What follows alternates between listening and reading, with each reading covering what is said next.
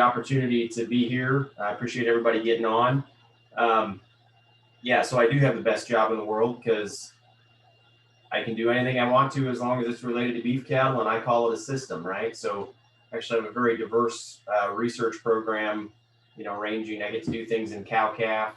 Most of the work that I do is in backgrounding, some in feedlot, and then have a more basic digestion metabolism program as well. Get to collaborate with a lot of really great people. So the topic that was given to me, or that I was asked to talk about, was stocker cattle supplementation. What, when, and how much?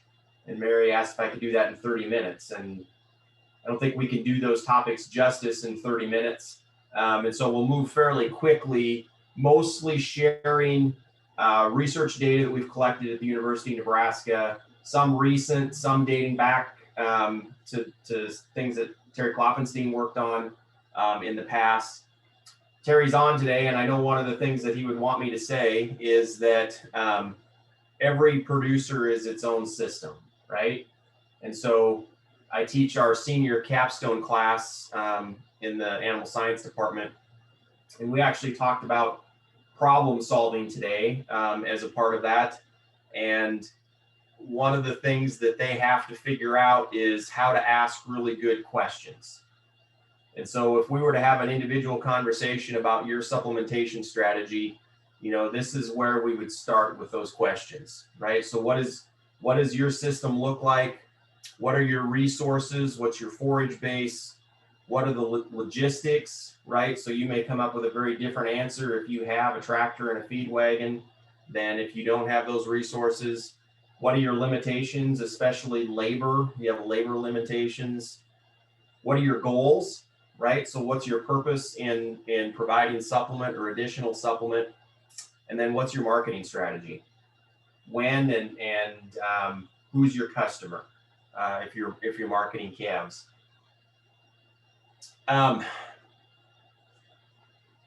Terry actually sent this out earlier today, and I read it. Zoetis put out a national stocker survey, and I think the last one that was done was in like 2007, and there's a lot of really good information in there.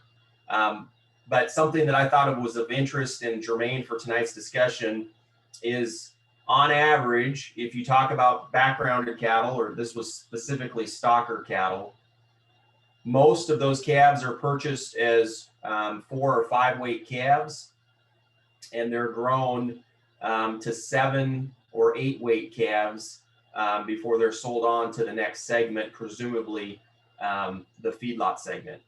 Okay, so I always like to make sure that we're framing things that's relative to the industry, but one of the things that we want to make sure is that we understand the value proposition with supplementation.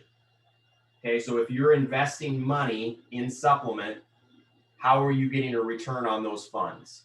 Okay, and so this is Nebraska combined auction feeder calf prices, and the presumption here is that you're going to buy a 5 or 6 weight calf probably in the fall. Okay, so in October, that marketing time dips a little bit, or price may dip a little bit when those calves go to market, and then you're turning around and you're selling a 7 or an 8 weight steer, and historically, that's been fairly consistent. So the blue line is a 5-year average. Lots of price volatility as you go into the summer. That has been fairly consistent through March and April. More recently, or at least last year, presumably that was related to COVID, it dipped quite a bit when we started to deal with those issues, right? But there's a fairly stable market generally in this February, March, and April time point for marketing those calves.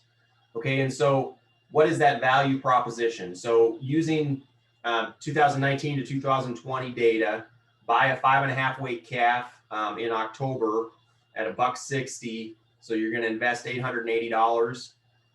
If you're selling a 7.5 weight in March at $145 with the price slide, you're going to sell for $1,087. So you've got $207 of margin in that, and you're going to put on 200 pounds.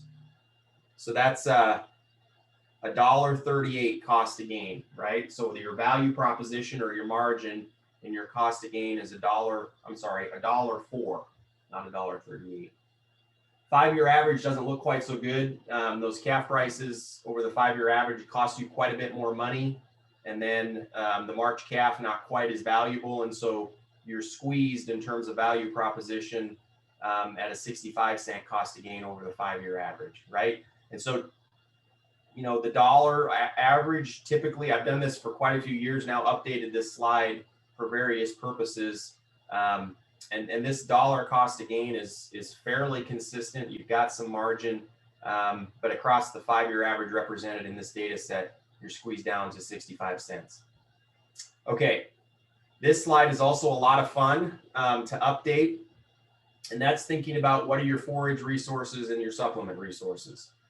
Okay, so what is the cost per unit of my forage? And so I use the Cornhusker economics that gets updated in March. And so this $60.55 per cow-calf unit per month would be for the Nebraska Sandhills, and that would have been for 2019 grazing season as published in March of 2020. So there's a little bit of date, but we don't have the 2020 grazing season yet. We assume that in a cow-calf pair is 1.3 AUMs and that those AUMs are 90% dry matter. So I can calculate that the cost per ton of dry matter is $132.70. Very useful calculation to know the TDN or the energy value of that feed stuff. So 63 for Nebraska Sandhills in the summertime. That gets you a cost per dollar of TDN of about 10 cents. Okay, versus grass hay, $100 a ton, you can probably buy grass hay at a 55 TDN.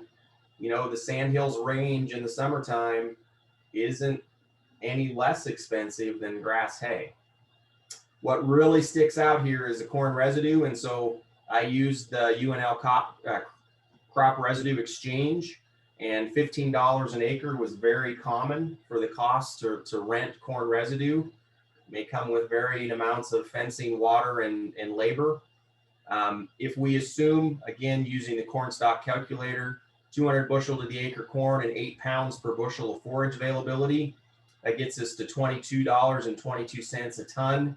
Applying again a similar TDN to the grass hay, and your cost per dollar of TDN is under 3 cents. Baled corn residue, not quite as good. I'm actually glad because the corn thing has kind of gotten away from me. I wasn't really paying attention. So when I updated this slide, I was actually caught by surprise, but it's fortuitous. It's not really fortuitous that corn prices have gone up the way they are if you're buying feed, but just the time frame that we're in right now, where corn took a jump and distillers grains are very expensive. I'm going to say they're very expensive. So I looked yesterday's USDA daily ethanol report, dry distillers grains. I use because it's just there's a lot of data that goes into that. $226 per ton. On a dry matter basis, that gets you to $250 a ton distillers grains. 525 corn, convert that to dry matter into tons, so that's $218 per ton. So the distillers grains is 116% the price of corn. Okay, and so this is the time frame where people start to ask questions: should I be feeding distillers grains? Or are there other cheaper alternatives out there? Commonly, we'll get questions about, can I just feed corn? Do I really need to buy the more expensive distillers grains? But here's what you have to remember. In a forage-based diet, because of the impacts of starch on fiber digestibility, we apply a TDN of 83 to corn. Versus dry distillers grains, we've got a lot of work, and I'll show you some of that has 108 TDN for the distillers grains, which means that even though the distillers grains are higher in price per unit of energy, they're still cheaper. Okay, and on a protein basis, that would even be more so. So I backed into how would I get these two numbers the same? So the break-even price with corn would be a distillers grains price of $225 or $255.24 on an as-is basis at 90% dry matter. So Hopefully we don't get there if you're buying distillers grains, but about 130% the price of corn before the energy cost of distillers grains is about equal to corn. Okay, and so where does that come from? This is actually a trial that Terry did about the time that I came back to UNL, and he had calculated that you need, in a forage-based diet, so this would be a combination of grass hay and sorghum silage, so fairly high quality or medium to high quality forage base, you'd feed about 36% corn and 23%, this is wet distillers grains, but that doesn't matter for our discussion today, to expect the same amount of average daily gain and feed conversion. Okay, and that they let those cattle eat as much as they wanted, and they got pretty close. The corn still didn't perform quite as well as the distillers grains, and the feed conversion of the distillers grains was just a little bit better. But this is where this concept comes from, that the distillers grains is 130% the value of corn, because you would have to go from feeding 23% to 36% to get about the same gain, and your feed conversion is still better with the distillers grains. Okay, so even though distillers grains are expensive, they're probably, in Nebraska at least, the most logical supplementation choice for most forage-based systems. And we've got that fairly well mapped out, okay? And so this is a pooled data set that a PhD student of mine put together a few years ago, and shows the response curve to supplementing distillers grains to calves grazing corn residue. Okay, corn residue was our cheapest source of forage base, and this is a fairly repeatable response. Okay, so for a 650-pound calf eating 0.75% of body weight, that would require about 5 pounds of distillers grains. And the reason that I came up with that number is that, remember, in our example, we're putting on 200 pounds of gain in 120 days. So we're buying a calf in October, selling it in March, and we're putting 200 pounds. That means we need to get that calf to gain 1.67 pounds per day. Okay, and at about 0.75% of body weight, that you achieve that 1.67 pounds per day. The other area that I would point out is at about 0.5% of body weight, which would get you close to 3 pounds a day. You know, we're at a little under 1.5 pounds, about 1.3 pounds according to this line. And when we've evaluated this, and I'll refer back to it, it's pretty repeatable under normal winter conditions. But if you have ice, if you have mud, or if you have wet and cold, this line kind of falls apart and slides down, and your gains are not as high as what you would predict. Okay, so buying our expensive distillers grains at 5 pounds per head per day for 120 days gets us to an investment of $75 a head. I'm only going to pay about $17 per head for our stock rental, our yardage at 35 cents per day. This is probably an individual number. There's a lot of work that goes into managing calves on stocks. Assume a 2% death loss, 4.2% interest. I don't know if that's the right number today or not, but it's a number. That gets me to a total input of 164.26. And if I divide that over my 200 pounds of gain, my cost of gain is 82 cents. Okay, so if my cost of gain is 82 cents, my value of gain, or my proposition of gain, is $1.04. That means that my margin is 21, almost 22 cents times my 200 pounds. That gets me to an expected net revenue of $43 a head. Okay, and so that's one of the questions that needs to be worked out when you're thinking of a supplementation strategy, is what's the value proposition? Am I actually going to make, is investing the money in supplement going to return me a net return based on its cost and its value?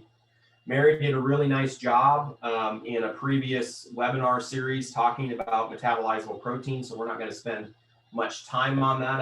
I'll refer you back to her webinar, but understand that a growing calf, that 5 and 6 weight calf, has a very high protein requirement. Now, ruminants are great because fermentation process in the rumen and some degradable protein, even if that's urea, those bacteria grow and they get flushed into the small intestine, and those amino acids are there for growth or for maintenance if it's a mature animal.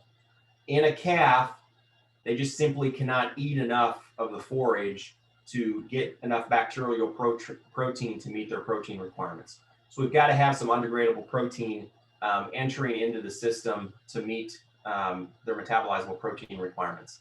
Okay, Mary used this data set as well, but I think it illustrates why, again, the distiller's grains is worth more than corn in these systems. Okay, and so our objective was to provide 3 pounds or about 3 pounds of TDN across all of these different types of supplements. And because corn has a lower TDN than distiller's grains, it requires more pounds of dry matter. Okay, so that's just like the slide from Terry's project that I showed you, where he had a higher amount of corn in the diet to meet the same gain. To get the same amount of TDN, it takes more corn. And if we meet the rumen degradable protein with urea, it takes just a little bit more than that.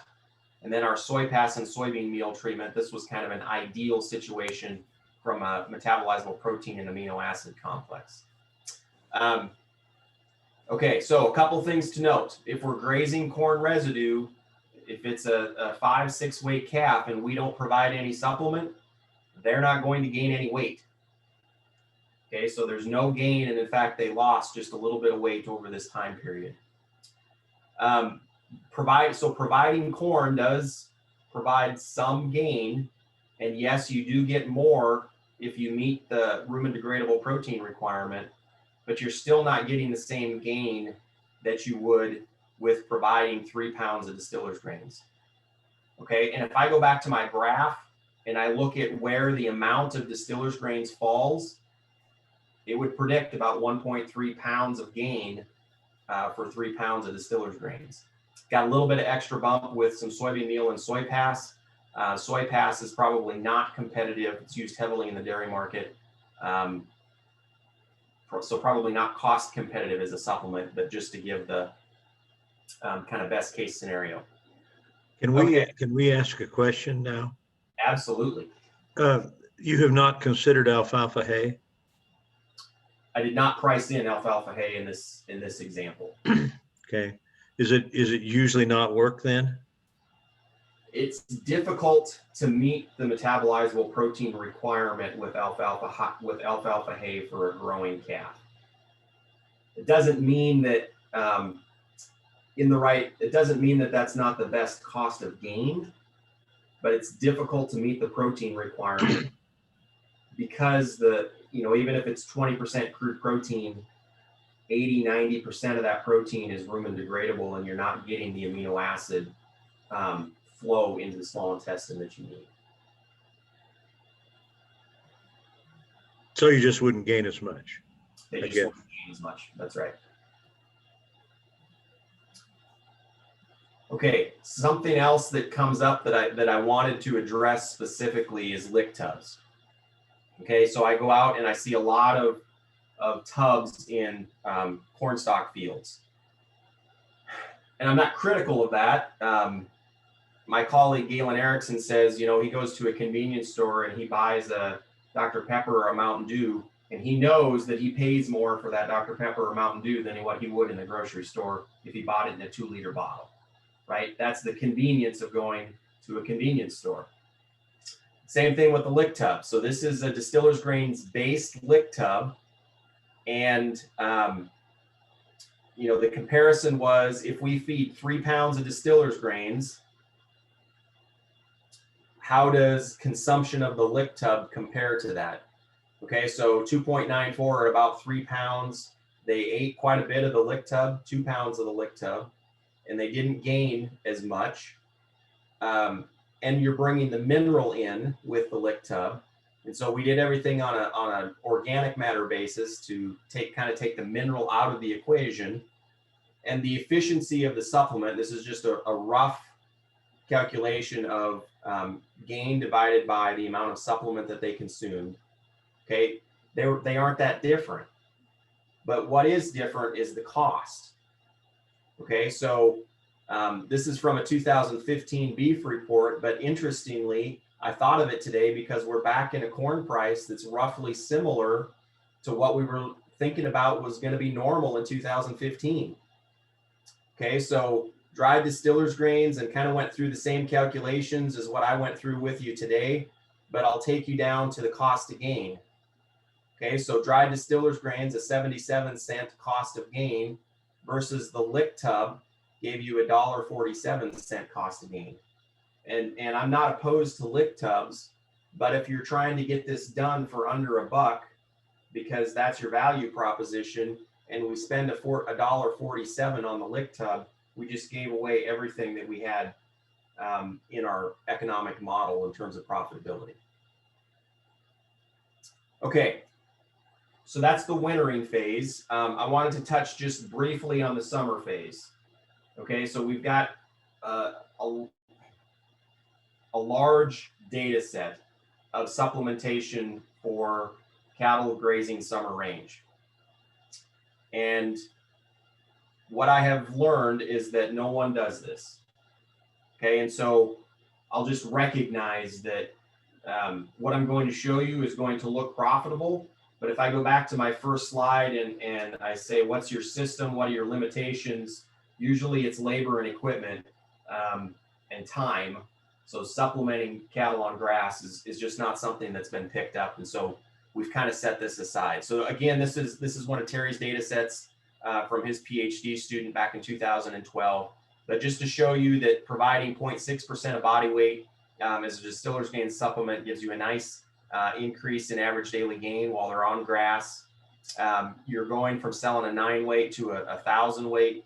And because you're increasing the amount of weight, the cost of gain declines some, and a nice profit response, okay? But recognizing that this is not going to be a popular strategy. One thing that I do think is of interest is that they did in this study is they increased the stocking rate. Okay, so the stocking rate for the cattle receiving no supplement was 0.48 AUMs per acre in the Nebraska Sandhills versus increasing that about 20% to 0.57 AUMs per acre. So we know two things happen when we provide supplement to cattle. We know that they eat more total dry matter, so their total dry matter intake goes up, but their forage intake goes down. We call that displacement. And for every pound of distiller's grains, about 7/10 to 3/4 of a pound of forage, less forage is consumed. Okay, so that allows you to run more animals per acre by increasing the stocking rate without negatively impacting the forage or the range. So if we did these calculations on a per acre return per acre, this would start to look even better because you're running more animals on the same land base. Maybe we'll come back to this someday and there'll be more interest in it, but right now there's just not a lot of desire to supplement cattle out on grass. Okay, so the other thing that I'll acknowledge is that, and I'll show you some data, that not many producers who run yearlings or stocker cattle are retaining them through the feedlot. Okay, but you're marketing that to someone. And so this is the feedlot performance. We won't spend a lot of time on it. No difference in dry matter intake. A slight reduction. We'll talk about compensatory gain, but those cattle that were supplemented gained less in the feedlot. Really no difference in hot carcass weight and very little difference, although they're showing a slight increase in cost to gain, but really no difference in overall profitability, right? So what does your system look like? If you have the labor and the resources and the ability to go out and supplement on grass and you're selling, there's probably some profit to be made there, especially if you can increase the number of cattle you can run on a fixed land base. If you're retaining them all the way through the feedlot and you're not gaining any additional carcass weight, it's probably not worth the investment, right? Okay, and so Again, from the most recent Zoetis survey, this is the percent of stocker cattle that are retained through the feedlot phase through harvest. And it's either none or everything, right? There's some people in between that are keeping a percentage. Basically, this represents feedlots that own stocker cattle. So they have a supply ready to come into the feed yard. And this is your traditional stocker producer and then cow-calf producers that retain ownership. So there's very little in that group, there's very little retention going into the feedlot. Okay, I don't want to spend a lot of time on ionophores, and I'm running out of time, but I do want to acknowledge that according to this, over half or about 60% of the cattle receive an ionophore after they're received.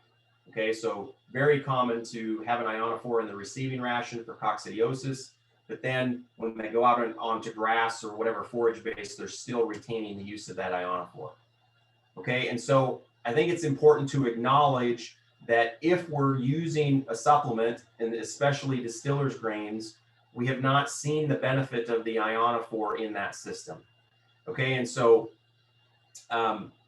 this is a study in the 2015 beef report. This is an increase in the amount of modified distillers grains. And I want to be very clear, this distillers grains was fed to steers while they were consuming smooth brome grass. Okay, so they're out on pasture. And if they received no supplement, we got a very nice response to the ionophore. Okay, it's actually larger. If you think about a Monensin response that's, 0.15, 0.2, maybe a quarter of a pound per head per day, we actually got a larger response to the ionophore than what you might project. But then when we added distillers grains to that system, that difference, so the difference between the ionophore and no ionophore went away. We don't completely understand why that is. We've looked at maybe some protein savings that the ionophore is giving us that we don't need when we feed the distillers grains, but regardless, I just thought it was important to bring that up. What we did observe, or the graduate student observed, is that he did see a reduction in forage intake when the ionophore was fed, and that was independent of the distillers grain supplementation. So it didn't matter how much distillers grains, they ate less forage. Okay, what we don't know, and what's maybe would be of some interest, is if there's a multiplier effect. If I'm limited in my land base and I want to run more stocker cattle, can I feed distillers grains and increase my AUMs, and then feed an ionophore and increase my AUMs even more, right? We don't have those data to know if that's an additive effect or not.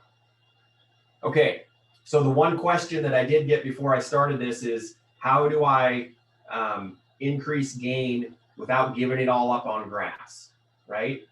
And that concept that people are aware of is called compensatory gain. And the only way that I can explain compensatory gain is to show math, right? So if you buy a 5-weight calf or 550-pound calf, you have a low rate of gain. We call that the restricted group. And over our feeding period, they gain 150 pounds. And have an unrestricted group, they're getting more distillers grains as an example, and so they're gaining 250 pounds. After the end of that restriction, we put them in the feedlot, and there was a 100-pound difference here, and there's only a 50-pound difference here. So that means that this group made up half of the difference that they started with. So that's a 50% compensation from the restriction that they had. I'm going to go quickly through this data set. This is one of my favorite data sets because it shows 2 rates of gain during the winter and then providing supplement or no supplement during the summer to look at differences in compensatory gain. Okay, and so winter supplementation at a low level of distillers grains or a high level of distillers grains, I believe this was roughly 3 and 5 pounds of distillers grains, and a little low on the average daily gain compared to what my graph was, but the high level fits right on that graph that I showed you before. Got a nice gain response by providing distillers grains that we would expect. And then those calves went to summer grass. in the sandhills. Okay, and so if they were fed a low amount of supplement in the winter and they received no supplement in the summer, okay, they gained about 1.23. If those same calves did receive supplement on grass, they gained 1.72. Okay, here's where it becomes interesting. Compared to in the winter, calves that were fed a high amount of supplement. So if I compare no supplement on grass and only look at the winter supplementation, the calves that received less supplement during the winter gained more on grass. That is classic compensation. And there's no interaction here. Okay, so now if I only look at the calves that were supplemented in the summer, again, those that received less supplement in the winter gained more in the summer. So we can't overcome compensation. There's no magical supplementation strategy that will make the principles of compensatory gain go away. But that doesn't mean that supplementation isn't valuable or that it isn't profitable. Okay, and so what are we selling? We're selling weight. Where's the most weight coming from? Well, if you provide a high amount of supplement and then you supplement them during the summer, look, they're 100 pounds heavier than they would have been if you gave them a low amount of supplement and provided no supplement. Did these gain more in the summertime? Sure. Not more than those that were fed a high amount of supplement, but certainly the low supplements gained more than the high supplements. But if I compare the summer supplementation to no supplement, you're looking at selling quite a bit more weight here. All right. If I look at percent compensation then due to summer supplementation, the high versus low in the winter, and then what they gained in the summer, basically my winter supplementation strategies resulted in 37% compensation. Okay. And it didn't matter if I provided supplement in the summer or not.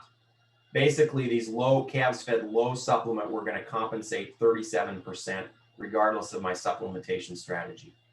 I'm not going to take the time to go through the carcass performance because most people don't keep cattle through the feeding period. But what I would say is summer supplementation compensated 85%. Okay, a 35% level of compensation, we can probably make that a profitable system. If they make up 85% of the difference, that's likely not profitable.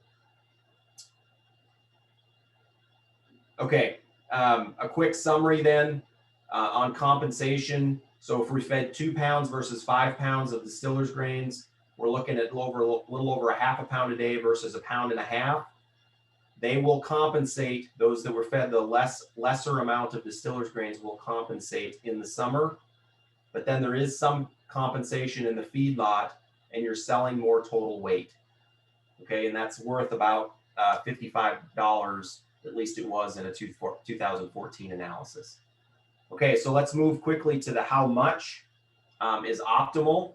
And this data set's difficult because of 2012 was drought. Okay, so you have to remember that when we're looking at this. But we looked at feeding 3, 5, and 7 pounds to kind of look for an optimum amount of winter supplement. And during the winter, we got just a straight linear increase in average daily gain from 1.5 pounds all the way up to almost 2 pounds when we fed 7 pounds of supplement. That means we were going to grass. These were heifers with almost an 800-pound heifer. Okay, that was 2012. 2013, some residual effects of the drought. Of course, this is corn residue that they're consuming here. But again, a nice linear increase and relatively consistent gains between the first and the second year as we go from 3 to 7 pounds of supplement. Okay, this is where the drought starts to hit us. So you look at those summer average daily gains and you think those are awful, right? They're horrendous average daily gains. Just remember that's 2012. But when we did see some classic compensation, okay, so our summer gains declined as we increased the amount of winter supplement. You just can't get past that principle. 2013, a little bit better, but again, a declining summer average daily gain. However, they didn't make up all of it because you have a linear increase in ending body weight at the end of the summer and pounds to sell. For the sake of time, I'm going to skip the carcass characteristics there. The other thing that I wanted to talk about briefly is everything that we've discussed so far is based on grazing. Okay, so we do get questions about cattle in a pen, and are cattle in pens, do they respond or do they act differently than cattle that are out grazing? Okay, so this is a high and a low amount of distillers grains. This is about a 30 or 40% distillers grains diet versus, I believe, a 10 to 15% distillers grains diet. During the backgrounding phase, a 5.5 weight calf got a nice response, so almost 2 pounds a gain versus a little over a pound a gain. That was by design. They were on feed for 148 days, and then they went to grass. A relatively short grazing season because we were targeting a July 4th marketing date on them. Okay. An 8.5 weight calf versus a 7 weight calf. And again, you see the classic compensation here where if they have a higher amount of distillers grains, their gain is less, but they've still got a lot more weight to sell. In this case, it was over 100 pounds if they had the higher amount of supplement. Again, they were only on grass for 60 days, and so they just didn't have time to overcome that large difference. Okay, so in summary, I think I'm about out of time anyway. What to supplement? In Nebraska, I know distillers grains are expensive and it's hard to pay that bill, but because of the energy and protein value of the distillers grains, until distillers grains are about 130% the price of corn in a backgrounding and stocker operation, that's probably still our best option. When? My conclusion is, if you look throughout a production system, the most important time to invest supplement is during the winter backgrounding phase. Okay, we can debate the summer phase, but it is clear that providing a moderate amount of supplement, target 1.5 pounds, maybe up to 2 pounds a day, is profitable during the winter. Okay, and how much? Depending on what your forage base is, we can target those gains pretty well. 0.66 to 0.75% of body weight distillers grains gets us to where we want to be most of the time.